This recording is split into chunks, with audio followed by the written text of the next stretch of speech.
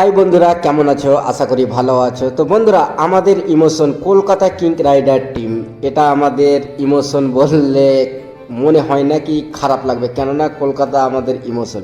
তো বন্ধুরা, আমরা জেনে নেব চটপট করে। আজকে রিলিজ ডেট ছিল 15 নভেম্বর 2025, 2026 আইপিএলের জন্য আজকে রিটেন এবং রিলিজ করার লাস্ট ডেট ছিল 15 নভেম্বর। তো বন্ধুরা, কলকাতা টিম কাকে রাখলো আর কাকেই বা ছাড়লো? বন্ধুরা, কলকাতায় সবচাইতে আশ্চর্যজনক ঘটনা একটা ঘটলো, যে সেটা হচ্ছে আন্দ্রে রাসেলকে কলকাতা টিম কিন্তু ভাই রিলিজ করে দিল। আন্দ্রে রাসেল কোথায় যাবে, কোন টিম থেকে খেলবে, তাকে কিন্তু আমরা বাঙালিরা প্রচণ্ড ভালোবাসা দিয়েছি। তিনি কিন্তু অনেক দিন থেকে কলকাতা টিমের সঙ্গে জড়িত ছিল আর অনেকটাই ম্যাচ তিনি জিতিয়েছে কেকেআর টিমকে।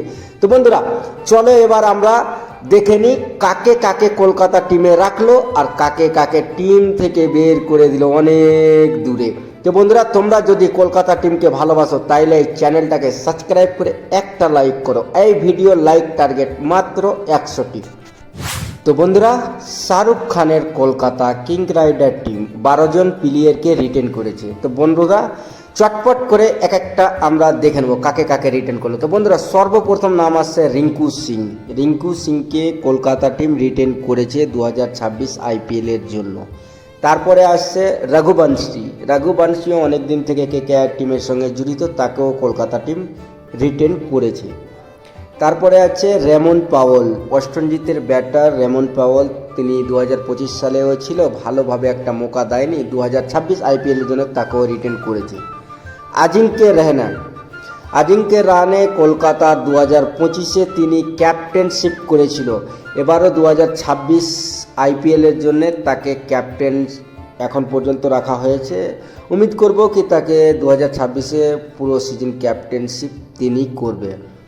তারপরে আছে মনীষ পান্ডে। মনীষ পান্ডে 2014-য় কলকাতা টিমকে আইপিএল ট্রফি জিতাল ছিল। 2025 সালেও তিনি ছিলেন, 2026-এর জন্য তাকেও রিটেন করেছে।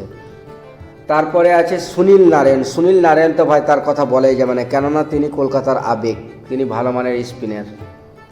তারপরে আছে রমনদীপ সিং। রমনদীপ সিং ভালো খেলেছিল, 2025 ছিল, 2024 ছিল, 2023 ছিল, আর 2026-এও তাকে রিটেন করেছে 2026 আইপিএলের জন্য।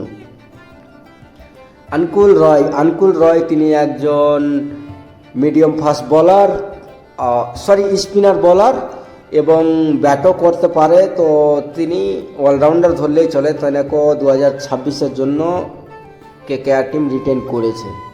তারপরে বরুণ চক্রবর্তী। বরুণ চক্রবর্তীর ব্যাপারে ভাই কিছুই বলবো না, এটা তোমরা সবাই জানো তিনি কেমন স্পিনার। হওয়ার মতো এখন ভারতে আর ভালো স্পিনার নাই।